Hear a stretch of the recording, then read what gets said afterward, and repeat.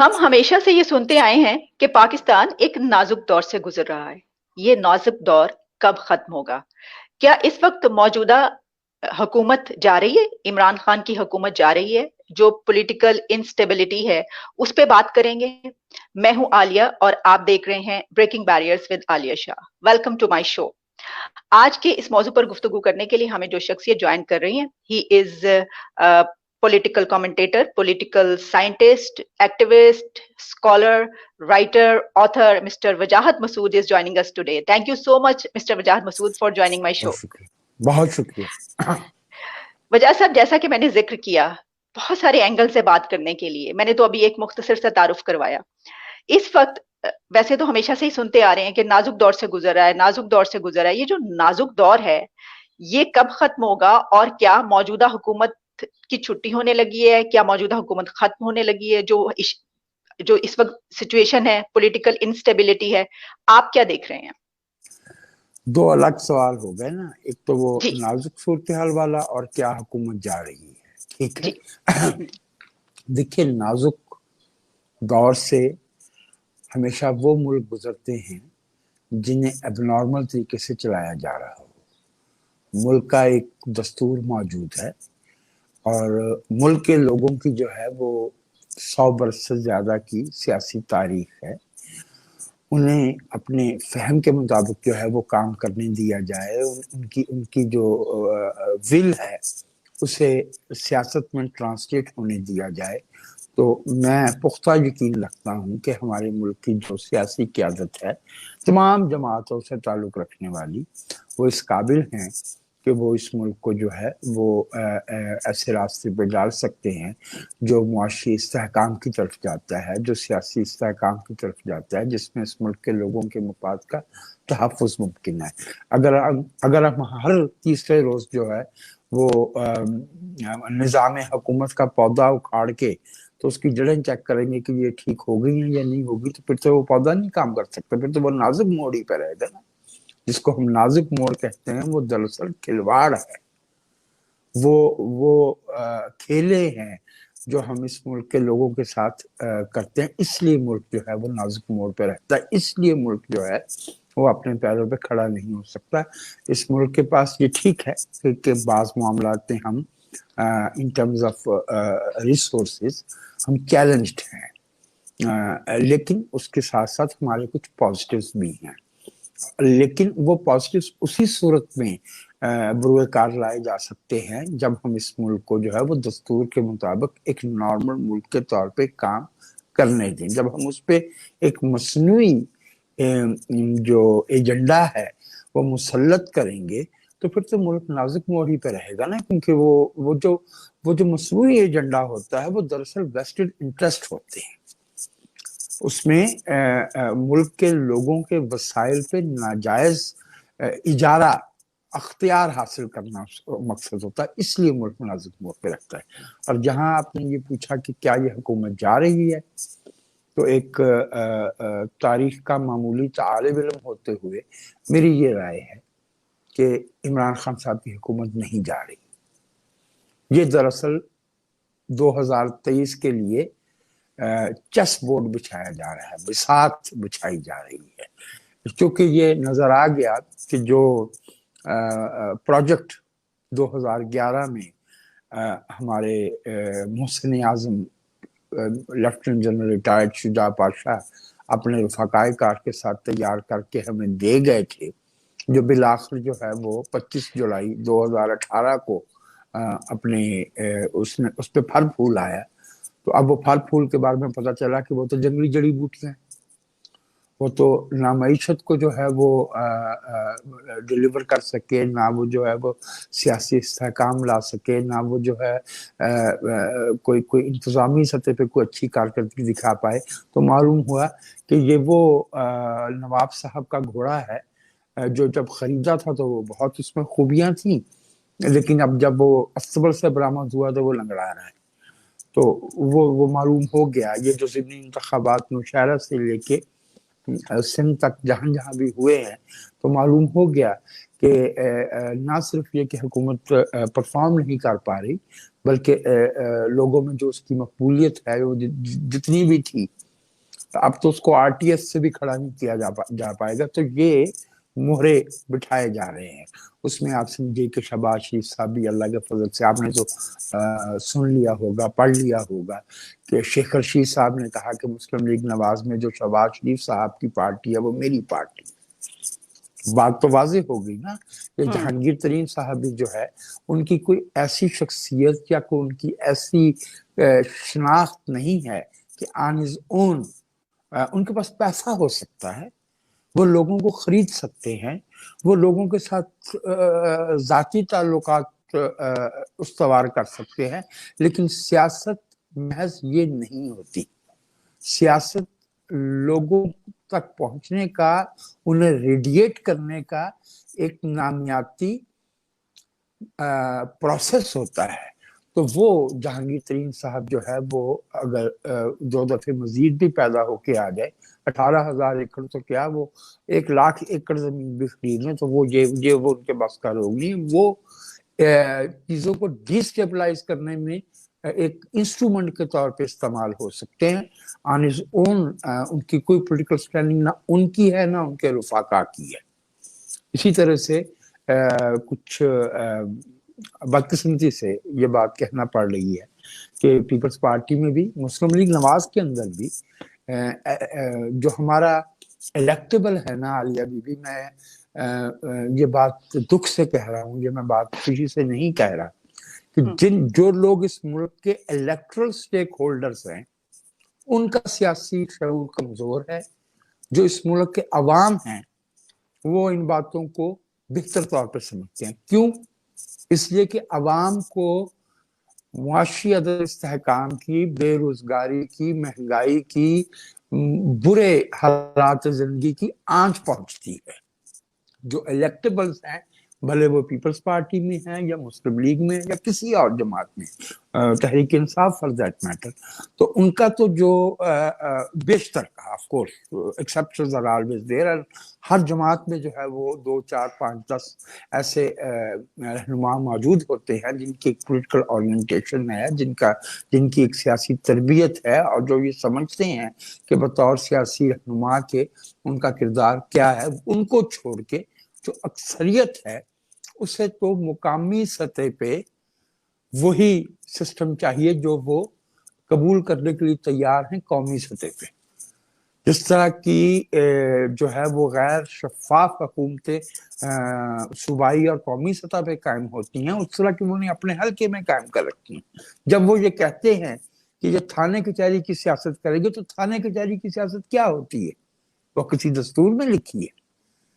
आज मैंने फैसल वाडा साहब, जो कुछ अर्सा पहले तक कौमी असम्बली के रुकन थे, फिर बावजूद उन्हें सेनेट में ले जाया गया, जो कि हमारी मौजूदा हुकूमत की शफाफियत की एक बहुत बड़ी मिसाल है।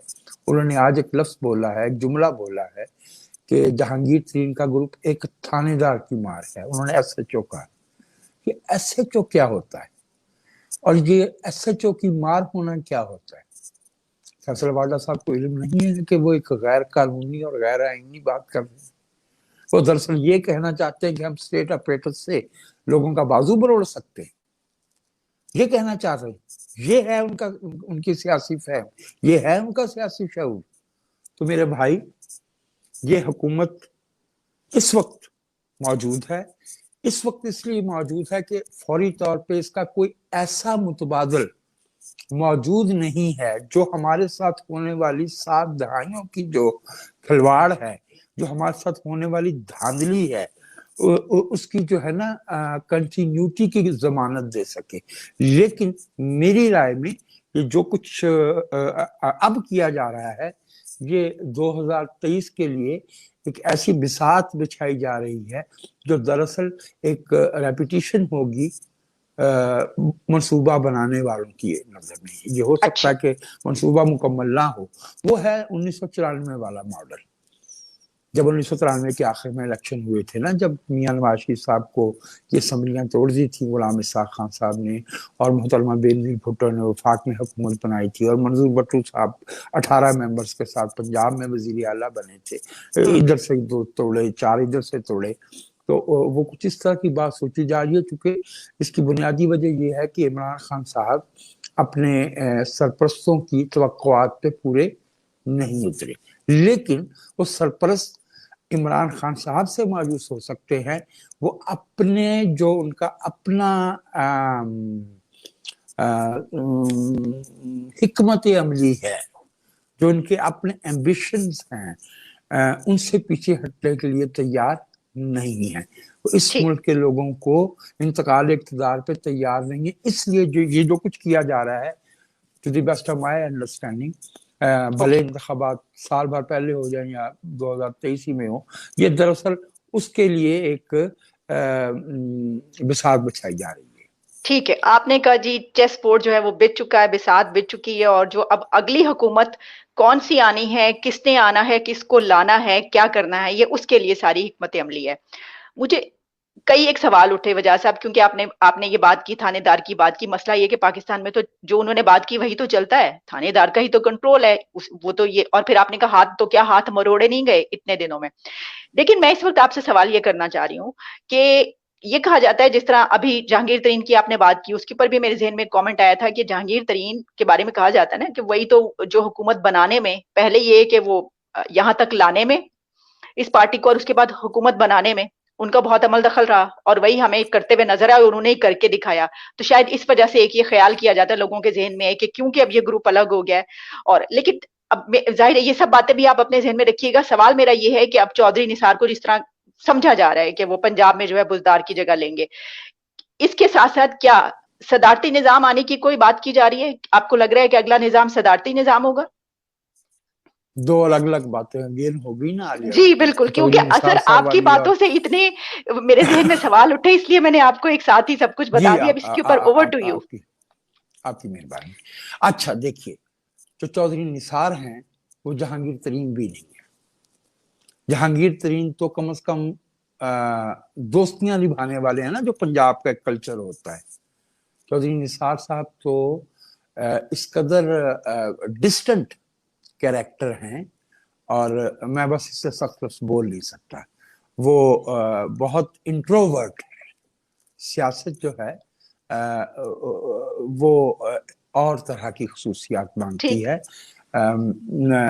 چودھری نثار علی خان صاحب کے بارے میں پر امید نہیں ہوں، اگر کسی نے انہیں کوئی جگہ دینے کی کوشش کی، جو کہ ظاہر ہے کہ وہ چونکہ شہباز شریف صاحب کے قریب ہیں وغیرہ وغیرہ وغیرہ، فوری طور پہ میں اس کا امکان نہیں دیکھتا۔ اور چودھری نثار صاحب جو ہے وہ اپنی جو ان کا کو تھوڑا بہت بھرم تھا وہ بھی کھو چکے ہیں۔ سیاست میں منہ سے نکلے ہوئے لفظ بہت اہم ہوتے ہیں۔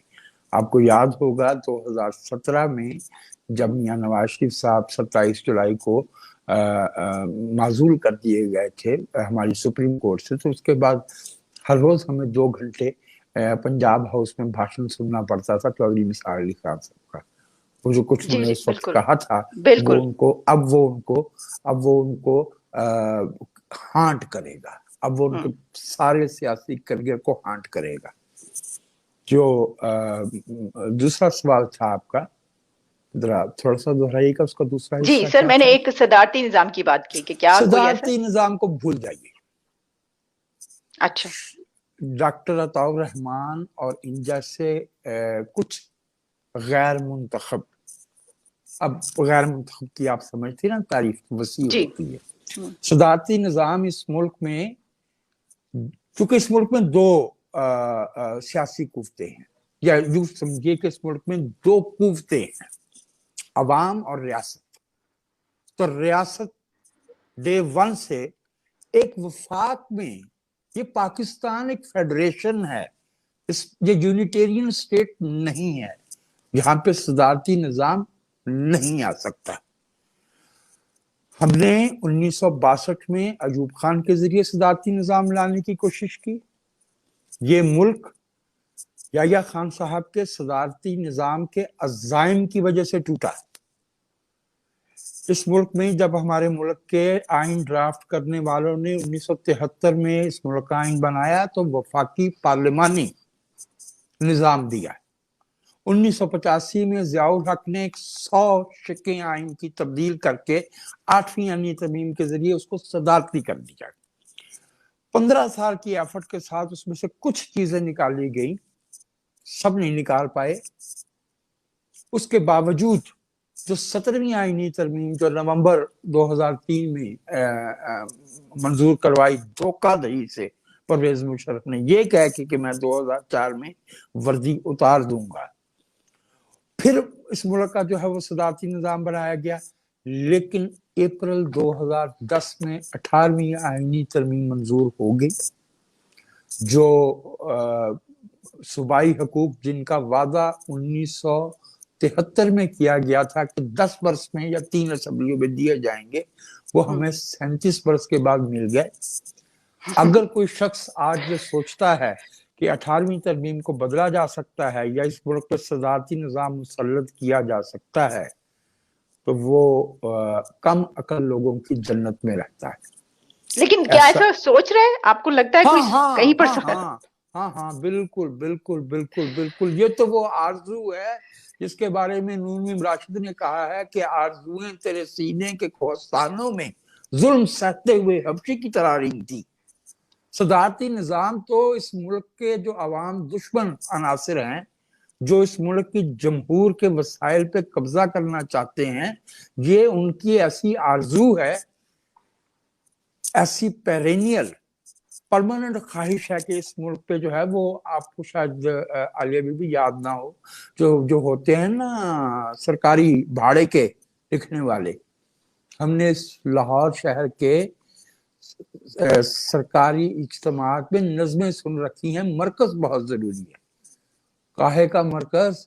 अगर वफाक की इकाइयों के हकूक नहीं मानते, this is a very very delicate federation, जहां जिसके पास बंदरगाह है उसके पास पहाड़ नहीं है, दरियाओं के मंबे नहीं है, जिसके पास आबादी है उसके पास जमीन कम है, जिसके पास जमीन ज्यादा उसके पास आबादी कम है। ये एक बड़ा डेलिकेट फेडरेशन है और इसे सियासी अफहाम, तफहीम, इंक्लूजन, टॉलरेंस, बर्दाश्त के साथ जमहूरियत के दायरे में रखते हुए चलाया जा सकता है। सदारती निज़ाम का नाम लेने वाले दरअसल आमरीत की उज़रखाही करते हैं, आमरीत की वकालत करते हैं, उन्हें सदारती निज़ाम नहीं। मुझे बताइए कि सदारती निज़ाम में क्या हम जो है वह कैलिफोर्निया से सदर दरामद किया करेंगे? क्या वो पाकिस्तान के लोग नहीं होंगे? क्या क्या क्या क्या उस हुकूमत में यही लोग नहीं होंगे? क्या फर्क है? हमें ये बताया जाए कि पार्लिमानी निज़ाम में वो कौन सी खराबी है जो सदारती निज़ाम से दूर हो जाएगी, सवाए इसके कि दरअसल आप उसकी आड़ में पाकिस्तान पे आमरीत मुसल्लत करना चाहते हैं।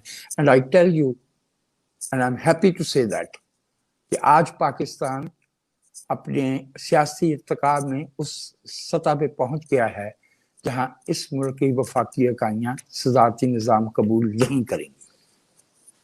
ठीक, बड़ा जबरदस्त आपने सर तजिया सारा जो हिस्टोरिकल पर्सपेक्टिव है, जो बहुत अरसे से ऐसा सोचा जाता है और अब जो है, तो आपने ये बताया है कि ये जरूरी क्यों है और क्या ऐसा मुमकिन है अगर कोशिश की भी जाए। सर, इस वक्त हम जो देख रहे हैं, जो सूरत हाल है उसमें अभी बजट आ रहा है और जिस तरह मैंने पहले वही जो एक सवाल आपसे किया था कि कहा ये जा रहा है कि फर्ज कीजिए कि जी ऐसा हर रोज हम देखते हैं ना कि कहते हैं कि इमरान खान वजीर आजम जो है वो असम्बलियां तोड़ देंगे, कोई ऐसा हुआ जिस तरह वो ग्रुप्स अलग हो रहे हैं, सब हो रहा है। तो आप क्या समझते हैं कि अगर फर्ज कीजिए कि जिस तरह आपने कहा हो सकता है 1 साल पहले ये हो जाए, तो अगर ये ऐसा होता है तो नेक्स्ट किस जमात को आप आगे आते हुए देख रहे हैं? पीपल्स पार्टी, नून लीग, पीटीआई? अगर इंतखाबात 50% भी शफाफ होते हैं तो सिंध में पीपल्स पार्टी स्वीप करेगी और पंजाब में मुस्लिम लीग नवाज और वफाकी सतह पे मुस्लिम लीग नवाज की अक्सरियत होगी। लेकिन ये अगर यही करना था तो फिर अब तक जो है वो हम क्या कर रहे थे पिछले 11 बरस में, 12 बरस में? हमने जो मेहनत शाका की है, मैं दोहराना नहीं चाहता क्योंकि वो हमारी तारीख का कोई दरख्शां बाब नहीं है वो जुमला दोहराना जो शौकत सिद्दीकी साहब ने, जो जस्टिस थे इस्लामाबाद हाई कोर्ट के, उन्होंने दोहराया था कि जी हमारी 2 बरस की मेहनत ज़ाय हो जाएगी। 2 बरस की मेहनत थोड़ी है बाबूजी, ये तो जनाब 70 बरस की मेहनत है। इस मुल्क के लोगों को गैर सियासी किया गया है, उन्हें उन्हें सियासत से, जमहूरियत से, इस मुल्क के मुस्तकबिल से मुतनफर किया गया है, बेगाना किया गया है। ये बड़ी लंबी मेहनत है, लेकिन तारीख का एक अपना जबर होता है।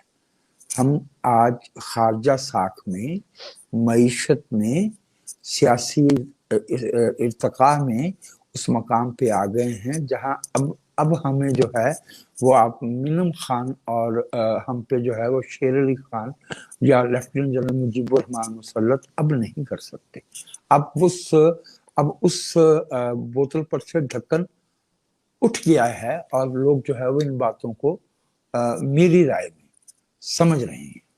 मेरी राय में लोगों को हो सकता है कि उन्हें आइन की शिक्के ज़बानी याद ना हो, लेकिन उन्हें अपने सामने रखी हुई दस्तरखान पे जो प्लेट है उसकी कीमत और उस पहुंचने की जिस है उसके बारे में बहुत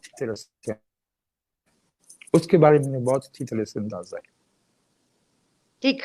एक बात ये भी कही जाती है कि जिस तरीके से इस दौर में जो है वो जाहिर है कि हम देख रहे हैं कि लोगों को जेलों में भेजा गया, केसेस जो हैं वो चल रहे हैं, नैब बहुत ज्यादा एक्टिव है और बहुत ये तो कहा जा रहा है कि ये हुकूमत जो है ये जाने की देर है। और फर्ज कीजिए कि अगर जो जिस तरह आपने कहा कि पीटीआई की हुकूमत अगली नहीं आती, तो फिर इमरान खान साहब का क्या मुस्तकबिल आप देख रहे हैं? इमरान खान साहब के बारे में मैं आपसे एक बात अर्ज किए दूं कि with a lot of respect, he's our prime minister. He's our de jure prime minister. He's our de facto prime minister. De facto भी कहना चाहिए, de jure तो वो है ही, तो उनका एहतराम में कमी नहीं आनी चाहिए एज लॉन्ग एज वो प्राइम मिनिस्टर है। ये कहते हुए मैं ये अर्ज करूंगा कि वो बुनियादी तौर पे जो हमारे मुल्क का गैर सियासी धारा है उसकी नुमाइंदगी करते हैं। उन्हें 3.25 बरस हो गए हैं वजीर आजम बने। मैं जानना चाहूंगा, मैं आप ही से पूछ लेता हूँ आलिया बीबी, आपने उनके मुंह से कितनी दफे जमहूरियत का लफ्ज सुना है? आपने उनके मुंह से कितनी दफे कोई ऐसा जुमला सुना है जो इस मुल्क के दस्तूर की बालादस्ती की, इस मुल्क की जो जमहूरी हरकियात हैं, डायनामिक्स हैं, उनका कोई जिक्र उन्होंने कभी किया हो? उन्हें सिर्फ एक बात आती है, वो है एहतसाब। अच्छा, ये एहतसाब जो है ये 1949 में अयूब खोड़ो से लेके 1958 के एब्डो से लेके ये किसी और रियासती कुव्वत का एजेंडा है। एहतसाब जो है वो करें जिनका अपने हाथ साफ हो। एहतसाब ही की अगर बात है तो फिर सरकार, इस मुल्क के गरीब लोग जो है वो अपने 33 बरस का हिसाब मांगते हैं, एहतसाब मांगते हैं। हमारे मुल्क के लोगों का जो हक हुक्मरानी बराह रास्त गस्ब किया गया, जिसपे अदालतों के फैसले मौजूद हैं, हमें उसका हिसाब दिया जाए। इमरान खान साहब का जो सोच है वो किसी बदुओं के जमाने में बैठे हैं। उनका ख्याल है कि वो दुर्रा उठा के सड़क पे निकल आएंगे और लोगों की टांगों पे मारा करेंगे, और इसको वो एहतसाब कहते हैं। एहतसाब जुड़ा हुआ है हुकूमत की इस सलाहियत से कि वो लोगों को तहफ़्फ़ुज़ देगी, लोगों की ज़रूरियात पूरी करेगी, लोगों का मेयार ज़िंदगी बेहतर बनाएगी। और अगर आप एहतसाब की बात करते हैं तो अभी तो मामलात इतने खुले नहीं है ना, लेकिन उसके बावजूद आप देख रहे हैं ना कि जहांगीर तरीन ग्रुप जो है उसके बारे में स्कैंडल आ रहे हैं ना। जुल्फी साहब ने अभी रिजाइन किया है ना, अभी जो है वो मालूम जब्बा से लेके जो है और बहुत से मामलात आएंगे। मैं ये नहीं कह रहा कि कोई सियासी जमात जो है वो करप्शन से खाली है। मैं जो कह रहा हूँ वो ये है कि ये तरीकाकार नहीं है करप्शन से निपटने का। करप्शन से निपटने का तरीकाकार है एक शफाफ सियासी अमल और एक आजाद अदालती अमल। जिस मुल्क में लोगों का अदालत पर से एतमाद उठ जाए, जिस मुल्क के ताकतवर लोगों को भी जो है वो इंसाफ करने के लिए जो है वो यकीन नहीं हो, उसमें मेरे जैसा आम आदमी जो बेवसीला है वो कैसे इंसाफ की तवक्को रखेगा? इसको एहतसाब नहीं कहते, दिस इज वेंजेंस। ये कुछ और ना आता हो, जिस टीचर को पढ़ाना नहीं आता हो बच्चों को मारना शुरू कर देता है। یہ وہ طریقہ ہے. یہ نہیں ہے کہ آپ ملک میں 2 کروڑ لوگ بے روزگار ہو گئے ہوں اور جو مہنگائی کا انڈیکس ہے یعنی وہ جو ہے وہ ڈبل ڈیجٹ میں پہنچ جائے اور ہم جو ہے وہ کوئی 3 سال میں کوئی ایک نیا ترقیاتی منصوبہ نہ دکھا پائیں. ہم جو ہے وہ جو ہماری انتظامیہ ہے جس کو مستقل ایڈمنسٹریشن کہتے ہیں وہ قلم چھوڑ بیٹھی ہوئی ہے. کیونکہ نیب جو ہے ایک ایسا وقت آئے گا کہ لوگ جب مڑ کے دیکھیں گے تو یہ نیب ڈائریکٹ مارشل لا سے زیادہ انسٹرومنٹ ہے. It is actually an instrument to orchestrate political engineering. یہ اس میں جو لوگ آج بھی حکومت میں ہیں انہیں بھی اس بات کا علم ہے. کیا چودھری برادران نہیں جانتے کہ ان سے جو ہے وہ قافلی کیسے بنوائی تھی؟ کیا فیصل صالح یاد نہیں جانتے کہ ان سے پیٹریٹ کیسے بنوائی تھی؟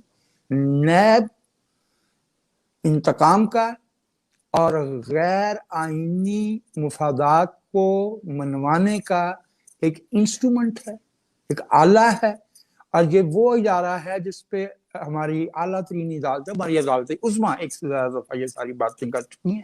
بدقسمتی سے بعض معاملات کو جو بالکل واضح ہونے میں کچھ دیر لگتی ہے. تاریخ کے فیصلے کا انتظار کرنا چاہیے. تاریخ بتائے گی کہ نیب کیا تھی. تاریخ بتائے گی کہ نیب نے ہمارے 20 سال ضائع کیے ہیں. تاریخ بتائے گی کہ یہ دسمبر 99 سے یہ ہمارے ملک پہ ایک عذاب نازل ہوا ہے کہ جو شخص جو ہے وہ حکومت کو ناپسند ہو یا جس کا جو ہے وہ بازو مروڑنا جو ہے وہ درکار ہو اس پہ نیب کو چھوڑ دیا جاتا ہے. ٹھیک بالکل. اور پھر اس صورتحال میں کہ ہم یہ بھی دیکھتے رہے کہ جن پارٹیز کو جن پالیٹیشنز کے خلاف نیب بھرپور طریقے سے ایکٹیو بھی رہی، ان کے خلاف کیسز بھی نکلتے سب کو، اس کے بعد پھر وہی جماعتوں اس میں حکومت میں بھی آتی رہی، تو پھر نیب کی اس کا کیا فائدہ؟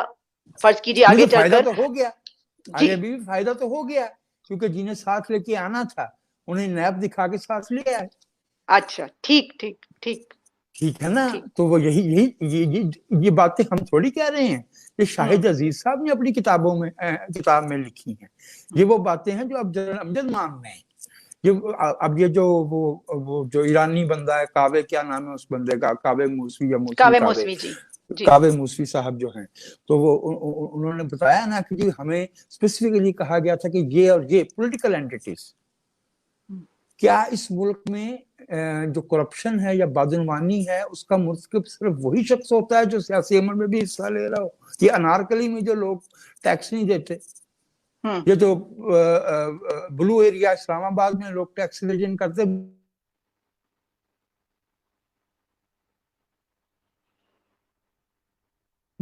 میں نے آپ سے عرض کیا نا کہ احتساب جو ہے وہ احتساب نہیں ہے، وہ صرف سیاسی انجینئرنگ کا ایک انسٹرومنٹ ہم نے بنا رکھا ہے. جی وجہ صاحب جو میرا پوائنٹ تھا، قطع کلامی کی معافی، جو میرا پوائنٹ تھا وہ یہ تھا، جی جو میرا پوائنٹ تھا ابھی جو میں نے بات کی تھی اس کا مطلب یہ تھا کہ دیکھیے نا، اتنا عرصہ فرض کیجئے کہ اگر نیب جو ہے وہ جن کے پیچھے لگی رہی اور اس کے بعد وہی گورنمنٹ میں آتے ہیں، اب یہ جتنے کیسز چلے اس کے بعد اگر پی ایم ایل این اور پیپلز پارٹی اگلی حکومتوں میں آتی ہیں تو اس کا مطلب یہ ہوا کہ یہ سب ڈرامہ تھا. مطلب دیکھیے نا کہ اگر کچھ ایسا واقعی کچھ ہے اور تو پھر آپ اس کو ثابت کر کے دکھائیں. لیکن اگر آپ نے صرف یہ جس طرح آپ نے کہا کہ کسی مقصد کے لیے کرنا ہے تو پھر تو وہ ظاہر ہے. آپ نے تو بہت ہی پولائٹ لفظ استعمال کیا، ڈرامہ. میں ایسے کہوں گا کہ یہ یونانی المیہ، this is Greek tragedy and it's farcical even. Tragedy بھی وہ ہے کہ یہ موک ٹریجڈی ہے. یہ اس ملک کے لوگوں کے ساتھ بھیانک مذاق ہے. اس کو میں وہ گزرتا ہوں جب وہاں سے تو وہاں لکھا ہوا ہے کرپشن سے پاک پاکستان. اس ملک کے رہنے والے جانتے ہیں کہ کس چیز سے اس ملک کو پاک کرنا مقصود ہے. اس ملک کے لوگوں کی سیاسی ایسپیریشن سے پاک کرنا مقصود ہے. وہ لوگ کیسے جو ہے وہ احتساب کی بات کر سکتے ہیں جن پہ جب اپنا کوئی نام آتا تو وہ ایک سادہ کاغذ پہ پریس ریلیز جاری کر دیتا ہے کہ یہ ہمارے پہ الزام لگایا گیا. یار اتنا آسان ہے تو پھر باقی لوگ بھی یہی کہہ رہے ہیں. ساری باتوں میں ایک یہ بات کی جاتی ہے کہ پرائم منسٹر تو آنےسٹ ہے، کہ بھئی کوئی ایک پرائم منسٹر ایسا ہے جو آنےسٹ ہے جس کے اوپر کوئی وہ نہیں ہے. اس بات کو آپ کس طرح دیکھتے ہیں؟ مجھے ذاتی الزام تراشی پسند نہیں ہے.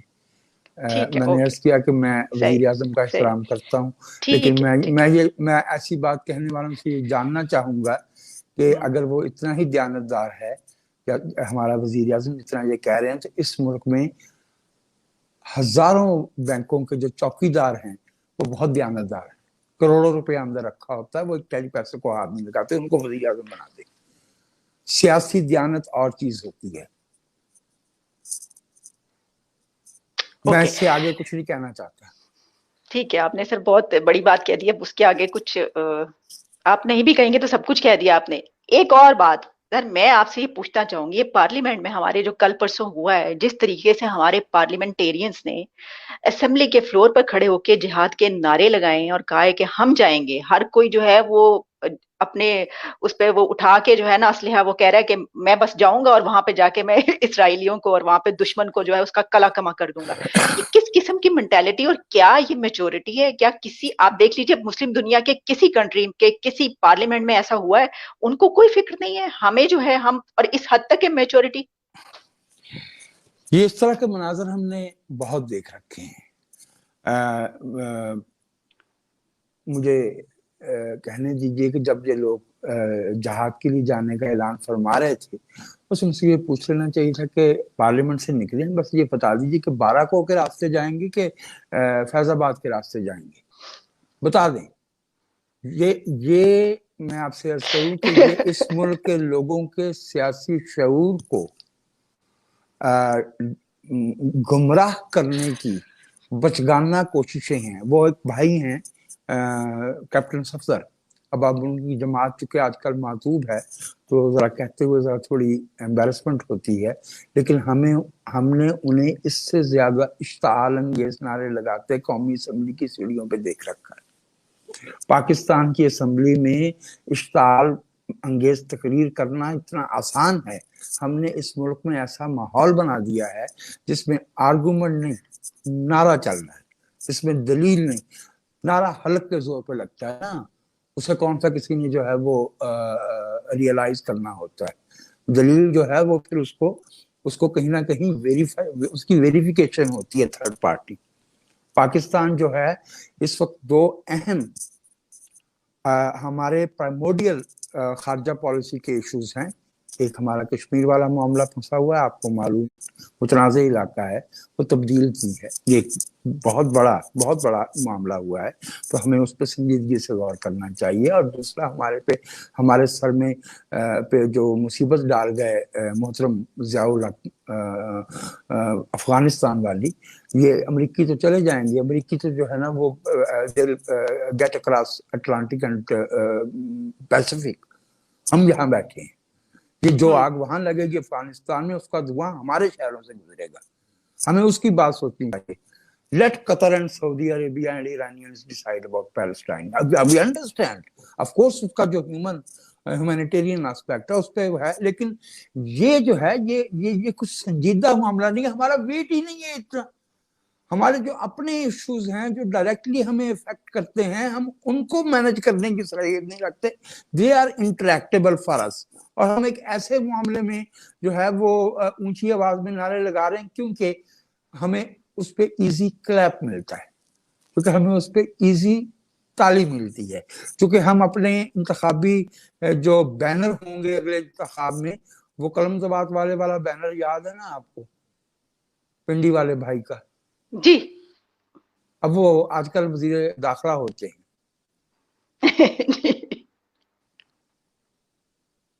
ऐसी बातें नहीं करनी चाहिए जिससे लोगों की तवक्कुआत जो है वो अनरियलिस्टिक हो जाए, क्योंकि फिर रियासतों को बहुत से फैसले करना पड़ते हैं। तो जब आपने लोगों के जज्बात को सतह पे ले गए, उनकी तवक्कुआत को सतह पे ले गए, तो फिर आप उनसे रियलिस्टिक बात मनवा नहीं पाते, फिर आपको झूठ बोलने पड़ते। हम हार गए थे जंग 1971 की, हम अपने मुल्क का आधा हिस्सा गंवा बैठे थे, आधे से ज्यादा, और उसके लिए हम आगे नहीं बढ़ सकते थे, हमारे पास कोई रास्ता नहीं था। हम जब वो हमारे मुल्क का हिस्सा था तो हम उसे अपने साथ नहीं रख सके, जब हम उसे हार के तशरीफ ले आए फिर हम उसके साथ उस पर क्लेम कैसे करते। तो हमें जो है वो फरवरी 74 वाली इस्लामी सरबराह कॉन्फ्रेंस करना पड़ी, اس کے لیے پھر ہم نے باسی مسجد میں جو ہے وہ بڑی نمازیں پڑھی, اس میں ہم نے بڑی تصویریں کھینچی. آدھے پاکستان کے جو 1973-74 میں پیدا ان کے نام یاسر عرفات رکھے گئے یا فیصل رکھے گئے. یہ ہے ہمارا سیاسی. اب کیوں نہیں رکھتے نام صدام کسی کا, اب کیوں نہیں رکھتے نام اس طرح کے. یہ ایسی سیاسی مکالمے کو اس راستے پہ نہیں لے جانا چاہیے. عام آدمی بیچارہ تو انفلوئنس ہو جاتا ہے, وہ سوچتا پتہ نہیں ایسے ہی ہوگا. سر نہیں وجاہت صاحب, اس کے تو ہم نے بچپن سے ہی اس کا تو مائنڈ سیٹ ہی بنایا ہوتا ہے ہم نے, جس طریقے سے ہم پروان چڑھتے ہیں. جہاد ایک مذہبی اصطلاح ہے, ہمارے آئین میں اس کا کوئی ذکر نہیں ہے. ہمارے آئین کا آرٹیکل 245 ہمارے ملک کی جو آرم فورسز ہیں ان کا منصب جو ہے وہ territorial protection of the country, اور جہاں ہمارے ملک کی جو حکومت ہے وہ چاہے اس کو درخواست کرے تو سول ایڈ کے لیے آنا ہے. جہاد وہاد جو ہے وہ ہمارا وہ آئینی پریسیپٹ نہیں ہے, نہ وہ ہو سکتا ہے. اور ایسی ان کا اگر خیال ہے تو یہ انٹرنیشنل لا میں جو ہے نا وہ جہاد کو جسٹیفائی کر دے. یہ پھر میں آپ سے عرض کرتا ہوں کہ یہ لوگوں کو گمراہ کرتے ہیں. پھر اس میں وہ معصوم بچے ہوتے ہیں. جس ملک میں جو ہے وہ 59% ہماری لٹریسی ریٹ ہے, 27% لوگ میٹریکولیٹ ہیں, اس ملک میں جو ہے وہ ہم جو ہے وہ لوگوں کو جہاد پہ لگانا چاہتے ہیں. صوفی محمد صاحب 10,000 بندہ مروا کے واپس آ کے, اب تو خیر خود بھی اللہ کے پاس پہنچ گئے ہیں. ان سے کسی نے پوچھا کہ وہ 10,000 بندہ کدھر ہے جسے تم ساتھ لے کے گئے تھے؟ جو افغانستان لے کر گئے تھے. جی وہ لے کے گئے تھے اکتوبر 2001 میں. جی جی, جس میں ان کے ساتھ وہ ملا فضل اللہ بھی گیا تھا. ملا فضل اللہ تو خیر میں ان کا اس کے بعد وہ واپس بھی آ گیا تھا. جی وہ واپس آ گئے تھے نا, اثاثے واپس آ گئے تھے, ماؤں کے اثاثے واپس نہیں آئے. جن کو 1919 سے ہم یہی کر رہے ہیں. کبھی ہم انہیں ہجرت کے لیے بھیج دیتے ہیں, کبھی ہم انہیں جو ہے نا وہ فلسطین کے لیے تیار کر دیتے ہیں. آپ کو شاید یاد ہوگا یہ 1956 میں جو سویز والا کرائسس ہوا تھا تو اس میں بھی کچھ لوگ جو ہے وہ وزیر اعظم سہروردی صاحب کے دروازے پہ پہنچ گئے تھے, تو انہوں نے کہا تھا ہاتھ کھڑے کرو, کون کون جانا چاہتا ہے, میں بھیج دیتا ہوں تمہیں لڑنے کے لیے. اسی طرح کی باتیں مولانا فضل الرحمان 2001 میں بھی کیا کرتے تھے, قاضی حسین احمد صاحب بھی کیا کرتے تھے. اب پتہ چلا نا کہ لیاقت بلوچ کے صاحبزادے جو ہے وہ ڈاکٹریٹ کر کے تشریف لا رہے ہیں, کینیڈا سے لا رہے ہیں, یا ہمارے ڈاکٹریٹ تو انہوں نے کر لی ہے نا. لیکن سب کے بچے باہر, سب مولویوں کے بچے باہر. جو ہماری ماؤں کے بچے تھے ان کی تو ہڈیاں نہیں ملی, اس لیے کہ جو لوگ انہیں وہاں پہ چلا رہے تھے طالبان گورنمنٹ میں, اور خود تو وہ چمن اور وانا کے راستے پاکستان تشریف لے آئے. کون نہیں جانتا کہ دسمبر 2001 میں کیا ہو رہا تھا, لیکن ہمارے بچوں کو وہاں کو پوچھنے والا نہیں تھا. ہمارے بچوں کو کوئی پوچھنے والا نہیں تھا جنہیں ہم نے بیچ ڈالا. اس لیے میری رائے میں ہمیں اسمبلی کے فلور پہ, پارلیمنٹ پہ زیادہ سنجیدگی سے بات کرنی چاہیے. ایک دو کو چھوڑ کے انفارچونیٹلی ہمارے پارلیمنٹیرین جو ہے they speak to the gallery. This is not mature. This is not mature. Not at all. All right. Thank you so much وجاہت مسعود صاحب. ہم جب نیکسٹ کوئی سیشن کریں گے تو ہم ہو سکتا ہے کہ ہم یہ بھی کوئی جو جس طرح فارن افیئرس پہ آپ نے بڑی زبردست بات کی, لیکن ہم نے کیونکہ ہم اس وقت پولیٹیکل انسٹیبلٹی اس طرح کی اندرونی حالات پہ بات کر رہے تھے, لیکن فارن افیئرس پہ بھی ایک الگ سیشن رکھیں گے کہ کیا اس وقت پاکستان کو مشکلات درپیش ہیں اور کیا جو نیبرنگ کنٹریز ہیں وہ کیا سوچ رہے ہیں. لیکن اس وقت آپ کے لیے آپ کا بے حد شکریہ کہ آپ نے میرے پروگرام کے لیے وقت نکالا. تھینکس. آپ کی عنایت, آپ کی ناظرین بے حد شکریہ. السلام علیکم. خدا حافظ.